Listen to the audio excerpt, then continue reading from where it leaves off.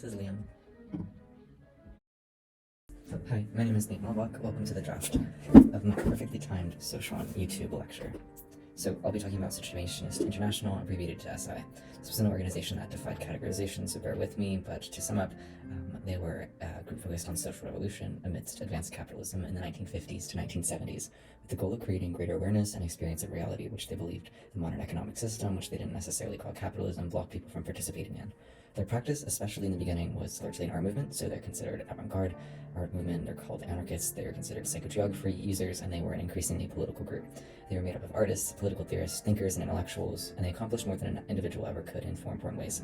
One, by simply establishing an organization based on situationist theory. Two, by publishing 12 editions of their journal International, Situationist, by creating situationist avant-garde art label and influencing modern art in turn. And fourth, influencing political theory and agitation moving forward.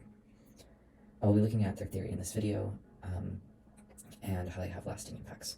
Guy Debord, circled here, is accredited with many situationist ideas and is the self-proclaimed founder of the group. It's always more complicated than that. I'm not going to be getting into that. We'll be discussing his work, The Society of the Spectacle, which he published at the end of this movement in 1967, before they disbanded, and his idea of the spectacle. So the question I ask is, what informed Situationist International thought? This comes out of the question of how did this group emerge? The confusing thing about this group is that their actions and founding theory cannot be separated, because the founding theory of the group is an acute awareness of what the group is doing. So I'm looking directly at situationist theory. I'm going to be contextualizing this in the thoughts of Karl Marx and Georg Simmel, and I argue that the situationists emerged out of existing theories, primarily from Surrealism, Dadaism, Marx, and ideas related to Simmel. First, I want to give some background, particularly on the art movement side of this group, since that's what they initially did. They were founded out of existing art groups, letterist, Dadaist, Surrealism, to simplify it greatly. Surrealism, defined by City Plan, is a romantic attachment to revolutionary change and the possibility of transformed reality, and Dadaism had the principle of rallying against every constraint. Both of these, really simplified, are considered the basis of situationist demands for immediacy, their autonomy, and their provocative style, which a lot of situationist thought is based on. Another word you need to know is psychogeography, which is the idea of the environment influencing people's behavior, and some two keywords that come out of that are dérive et détournement. These are psychogeographical tactics of drift, dérive, which is a response to surrealist idea of the stroll, but in a more active way, in a way that is more liberating, addresses more of the core issues in situationist theory that we'll get into, and détournement, which is a deliberate reusing of different elements like images or text in their art, or in their advocacy, to form something new out of existing parts. It's a recontextualization to make people think differently about the environment that they're in, which they argued would get people out of this capitalist loop that they found themselves in.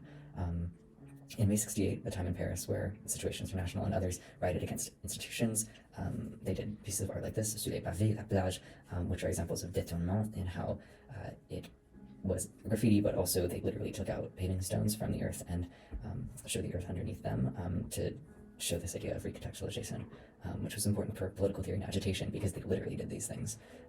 And it was like what City Plan described as taking surrealism out of galleries and acting it in the streets, which was really important. So, translating this on how it connects to Marx, Surrealist and Dadaist tactics inform situationists on the basic idea of tactics, evading and exposing systems of relations in which they worked. This connects to a really crucial idea of Marx, this little house here that I took from Professor Braun's lecture, showing the base of production, which is the relations of production and the means of production, the mode of production being capitalism. So this informing how all of society works, this idea that the material world, the material base of society is what informs how people live, how they think, and all of those things. So the goal of this movement was to reveal this, to show this to people. And so this was related to Dadaism and Surrealism. So I argue that situationists weren't new in this, they were just another one of these. But one way that I think they added to this was this idea of the spectacle, which adds to the superstructure part of this building, which is, of course, influencing the space by reinforcing it. So superstructure is things like education and family, mass media, religion, and politics that reinforce the space. And as, in some ways, like how Marx argued, keep people from seeing the base, that we need people to have this clash consciousness so that we can see this and that we can revolt against this and have a revolution. So situationists had a similar idea, but they had a more nuanced or advanced or complicated or convoluted, however you want to say it, idea of the superstructure, which was the spectacle. Guy Debord calls this a social relationship between people that is mediated by images. So this idea is that not even are we looking at this superstructure, but we are looking at this spectacle of an idea of an idea. So superstructure being an idea, but spectacle being an idea of an idea. So we're telling stories about stories, getting our information about the world through representations of representations, to the point where perception is more important than the being of something. Debord frames this much better with how he describes capitalism in Marx's time, degrading being into having, so everything focusing on commodification and the alienation that results as a result of it. And now, well, at their time, 50s and 70s, a shift from having into appearing. So this idea that not even the material or the commodification of something, but just the idea of something existing, it appearing, is all that we need for the prestige or the ultimate reason for being in our social space. So it's losing even more of reality, to where we're not getting a mediated idea of reality through superstructure, but we're getting a mediated idea of an image of an image.